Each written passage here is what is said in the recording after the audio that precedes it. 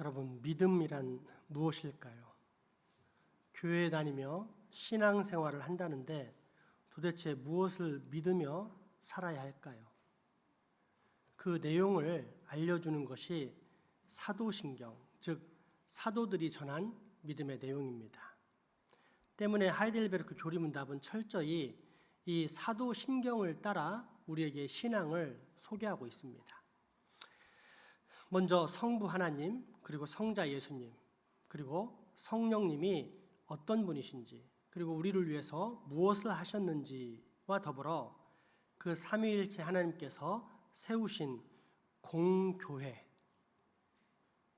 그리고 이 거룩하고 보편적 교회를 구성하는 성도들이 갖추어야 할 내용이 무엇인지를 오늘 가르쳐주고 있습니다. 사도신경 하반부 고백과 더불어 하이델베르크 제55문답입니다.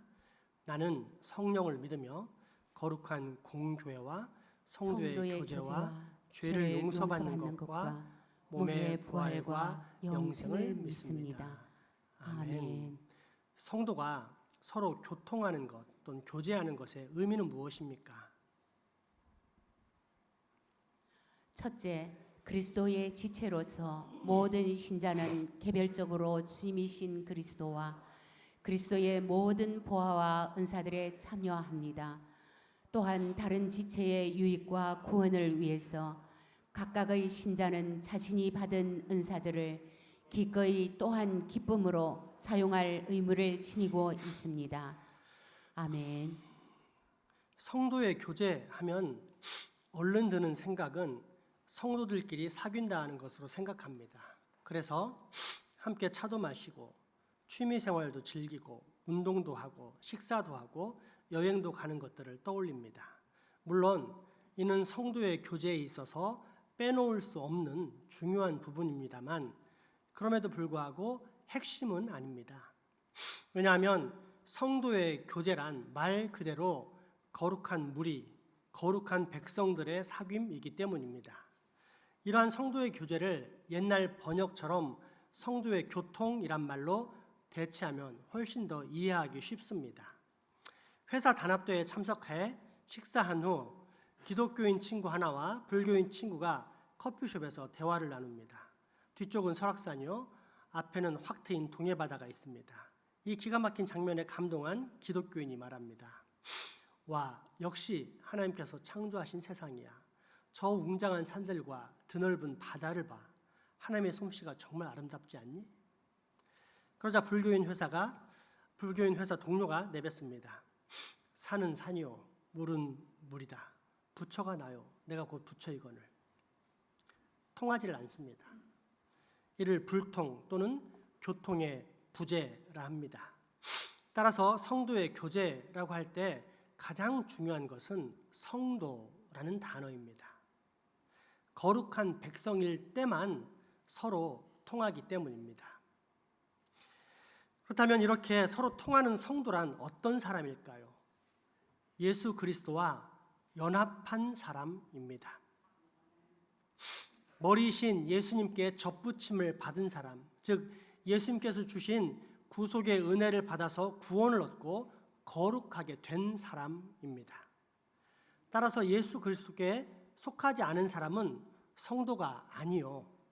그렇기에 성도의 교제에 참여할 수도 없고, 그래서 오직 예수 그리스도에게만 속한 사람들만이 서로 교통할 수 있는 것입니다. 그러므로 성도의 교제란 너와 내가 사귀는 것이 아닙니다. 너와 함께 내가 그리스도 안으로 들어가는 것입니다.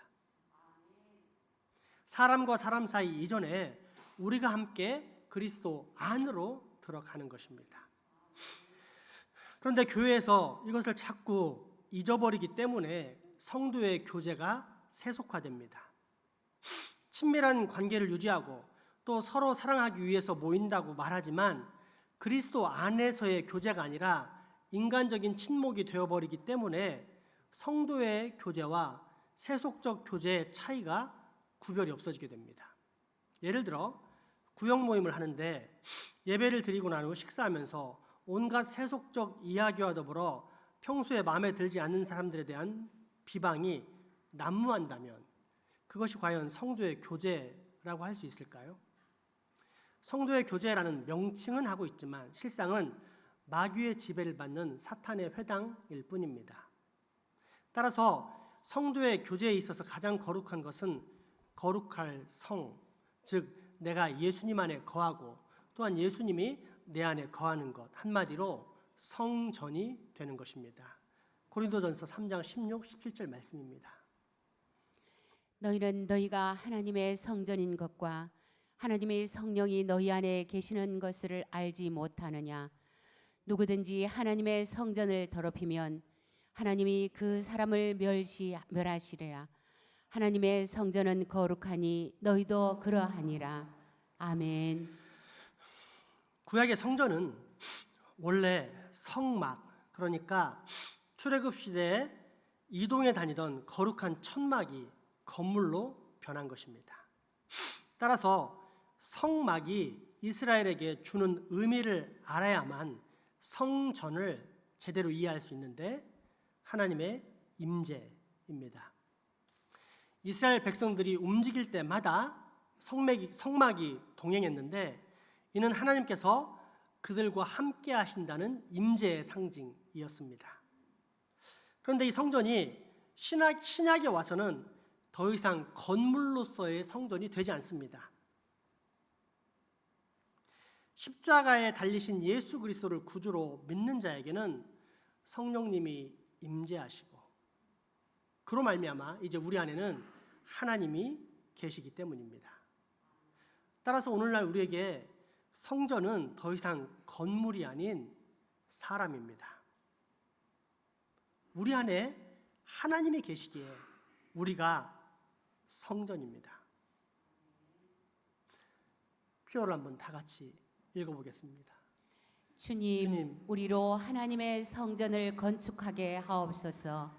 아멘. 그렇기에 성도의 교제란 이처럼 성전이 된 사람들만이 나누는 기쁨과 평안 그리고 사랑의 사귐을 뜻하는데 오늘 본문은 그 사실을 이렇게 설명하고 있습니다.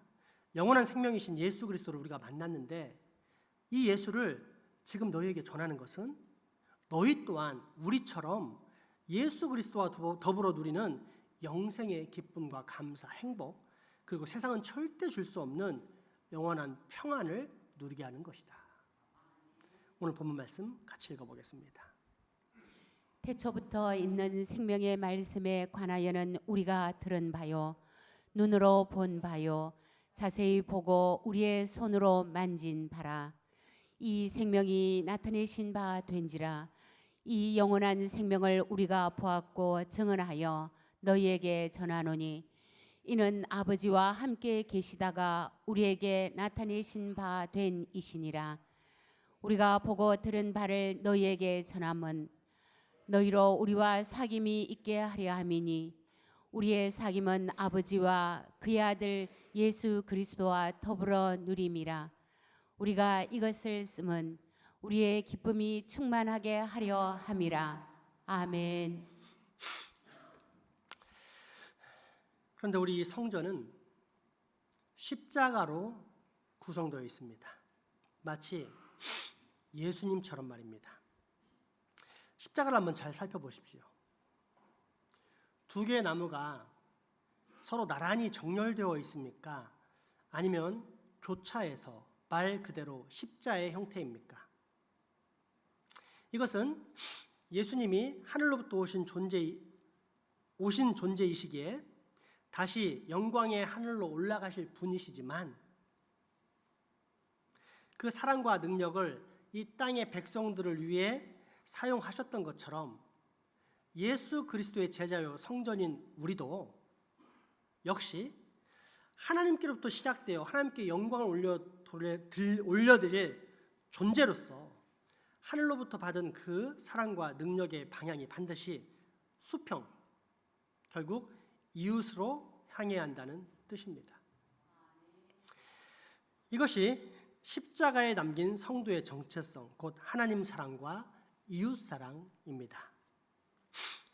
그리고 이처럼 하나님을 경외하고 이웃을 사랑하는 성도의 교제란 그 출발이 이 교회일 수밖에 없습니다. 왜냐하면 눈에 보이는 바 주의 종의 말에 순종하지 못하는 사람이 결코 눈에 보이지 않는 하나님께 순종할 수 없듯이 눈에 뻔히 보이는 바 같은 교회의 성도들을 사랑하지 못하는 사람은 절대로 이웃도 사랑할 수 없기 때문입니다.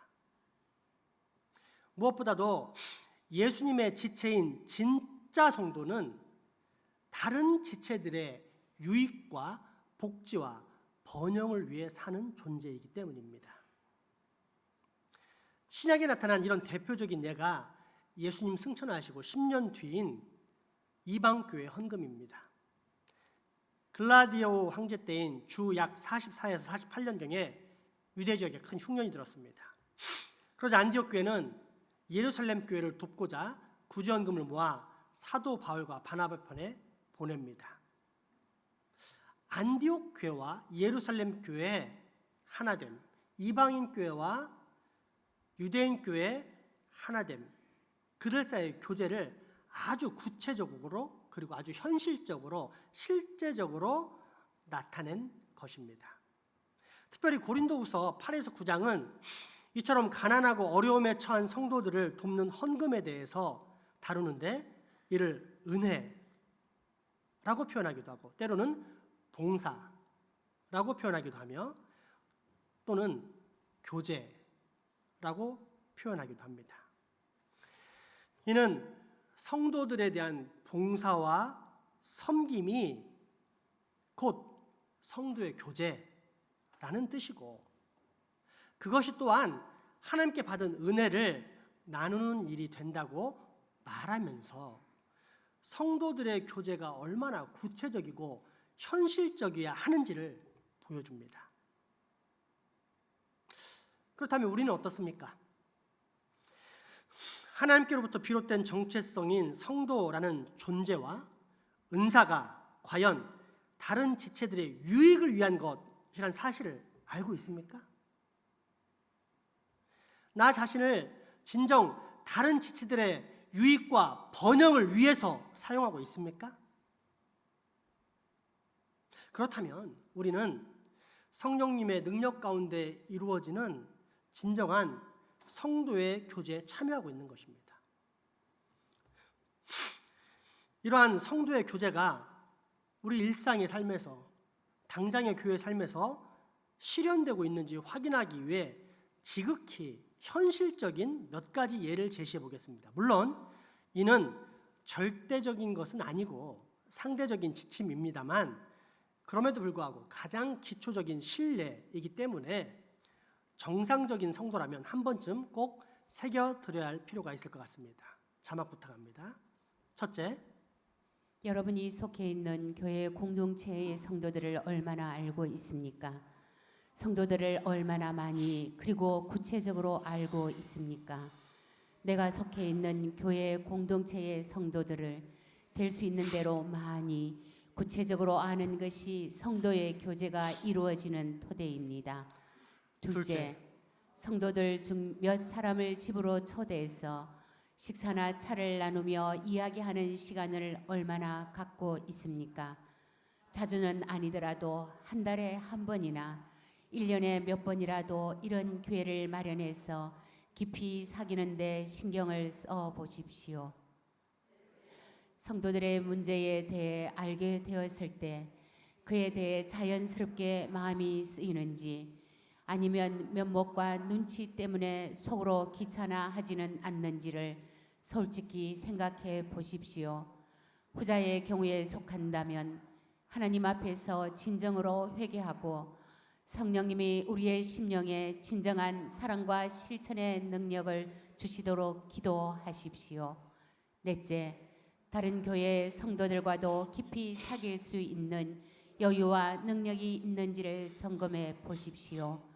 우리 교회 성도들과 깊이 교제하되 다른 교회 성도들과의 교제가 어렵다면 그것은 심각한 문제라는 것을 깊이 생각해 보십시오. 아멘. 옛날 대만에서 결혼을 앞둔 남자가 돈을 벌기 위해 외국으로 떠나면서 매주 편지를 쓰겠다고 약혼녀에게 약속을 합니다. 그렇게 늘 편지를 주고받던 세월이 1년, 2년, 3년이 되던 어느 날 여자친구에게서 청천벽력 같은 한 통의 편지를 받게 됩니다. 그것은 자기가 다른 남자랑 결혼하게 되었다는 소식이었는데 그 남자가 다름 아닌 3년 동안 남자친구의 편지 소식을 전해주던 우체부였다는 사실입니다. 멀리 있는 남자친구보다 가까이 늘 만나 반갑게 인사를 나누던 낯선 남자와 정이 들어 결국 결혼에 이르게 된 것입니다. 교제란 실제적이고 구체적인 것이기 때문입니다. 성도의 교제, 이와 똑같습니다. 먼저 예배와 찬양과 기도와 말씀을 통해 하나님과 만나는 삶을 살지 못하는 사람은 이미 하나님과의 교제 또는 교통이 끊어졌다 해도 과언이 아닙니다. 더불어 같은 하나님을 믿는다 하면서도 교회 내에 다른 교인들과 일체 사귐이 없고 자신의 옳음을 주장하고 자신의 의를 드러내는 것에만 관심을 가진 사람도 있는데 그 역시 올바른 성도의 교제에서 끊어졌다고 해도 과언이 아닙니다. 무엇보다도 교회 내에서 같은 교인을 습관적으로 비방하고 미워하며 갈등과 분열을 조장하는 사람들이 있는데 그들은 성도의 교제에서 이미 끊어졌을 뿐 아니라 아예 성도가 아니라고도 말할 수 있습니다. 왜냐하면 진짜 성도란 예수님의 지체인 또 다른 성도들의 유익과 번영을 위해 사는 존재이지 다른 성도를 짓밟고 죽이는 존재가 아니기 때문입니다. 아니 그런 사람이 성도라 불린다면 아마도 우리가 믿고 있는 하나님이 거룩한 분이 아니실 것입니다.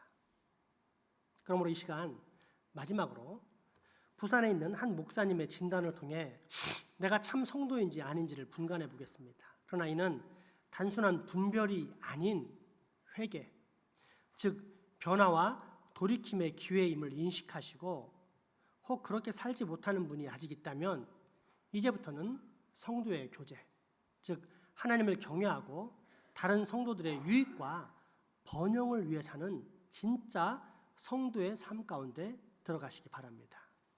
자막 부탁합니다.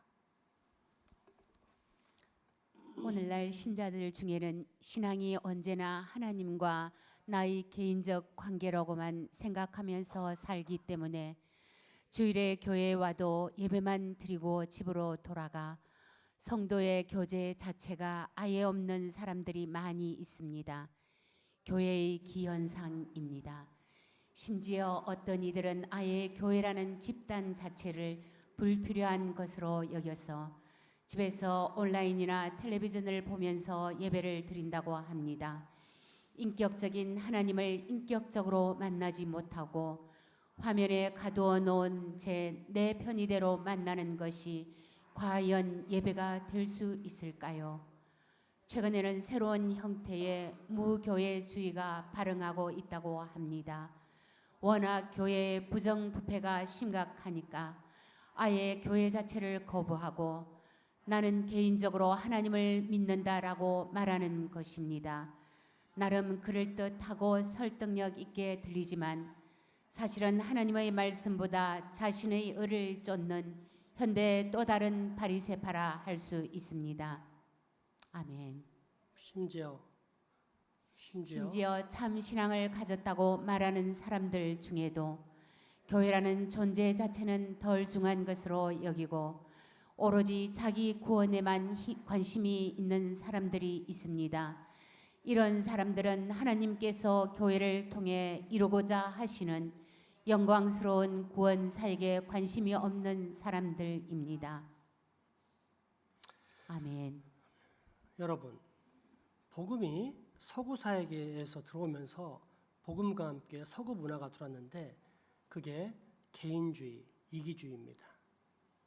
하나님은 2000년 전부터 예수 그리스도를 머리 삼아 모든 지체를 통해서 공동체적으로 교회를 만드시고 공동체를 통해서 역사하시겠다라고 말씀하셨는데 이 하나님의 말씀을 듣지 않고 세상의 문화에 물들어서 자기만의 구원을 추구하는 것이 현대교회의 문제요. 이것을 안 장생부 교회는 이것을 그래서 허용하지 않습니다.